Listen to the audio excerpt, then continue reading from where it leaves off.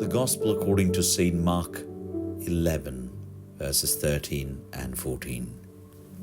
Seeing in the distance a fig tree in leaf, he went to find out if it had any fruit. Then he said to the tree, "May no one ever eat fruit from you again." അവൻ ഇലയുള്ളൊരു അത്തിവൃക്ഷം ദൂരത്ത് നിന്ന് കണ്ടു. അതിൽ വല്ലതും കണ്ടുകിട്ടുമോ എന്ന് വെച്ച് ചെന്നു. അതിനരികെ എത്തിയപ്പോൾ ഇല അല്ലാതെ ഒന്നും കണ്ടില്ല. അവൻ അതിനോട്, "ഇനി നിങ്കിൽ നിന്ന് എന്നേക്കും ആരും ഫലം തിന്നാതിരിക്കട്ടെ" എന്ന് പറഞ്ഞു. The fig tree in full leaf promised fruit, yet gave none. ഇലയുള്ള അത്തിവൃക്ഷം സാധാരണ ഫലവും ഉള്ളതായിരിക്കും. എന്നാൽ ഈ അത്തിവൃക്ഷത്തിൽ ഫലമില്ലായിരുന്നു.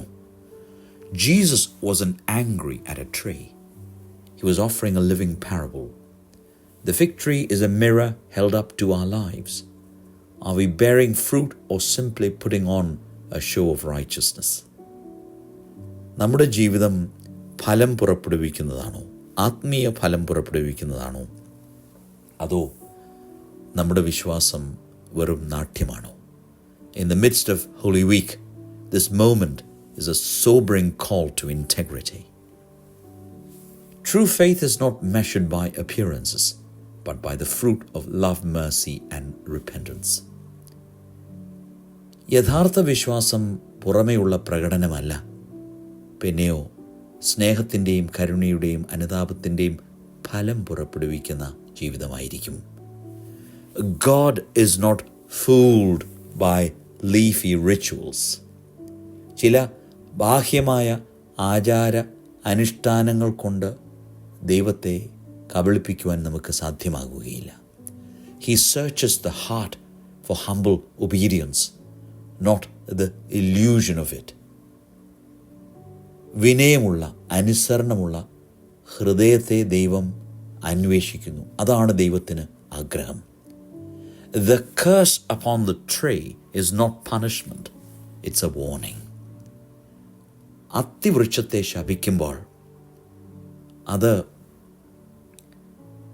നമുക്കേവർക്കും നൽകുന്ന ഒരു പാഠമാണ്. We too may appear healthy and devout on the outside, but inside may be barren of grace. ബാഹ്യമായി നോക്കുമ്പോൾ നമ്മുടെ ആത്മീയ ആരോഗ്യത്തിന് വലിയ കുഴപ്പമില്ല എന്ന് നമ്മൾ ധരിക്കുന്നവരായിരിക്കാം. പുറമേ ബാഹ്യമായ വിശ്വാസ പ്രകടനങ്ങൾ ഉണ്ട്, എന്നാൽ ആന്തരികമായി ദൈവകൃപയും കരുണയും നമ്മളിൽ ഇല്ലാതെ പോകുന്നു.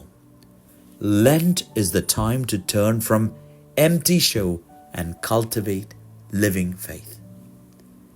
ഈ നോമ്പുകാലം ജീവനുള്ള വിശ്വാസത്തെ സൃഷ്ടിച്ചെടുക്കുവാൻ നമുക്ക് സാധിക്കണം. Christ seeks fruit, not foliage. Conversion, not performance. ക്രിസ്തു ആഗ്രഹിക്കുന്നത് ഫലമാണ്. ക്രിസ്തു ആഗ്രഹിക്കുന്നത് നാട്യമല്ല, യഥാർത്ഥ മനസാന്തരമാണ്. Let our lives become gardens of compassion, humility and prayer. നമ്മുടെ ജീവിതത്തിൽ അനുകമ്പയും വിനയവും പ്രാർത്ഥനയും ഉയരട്ടെ.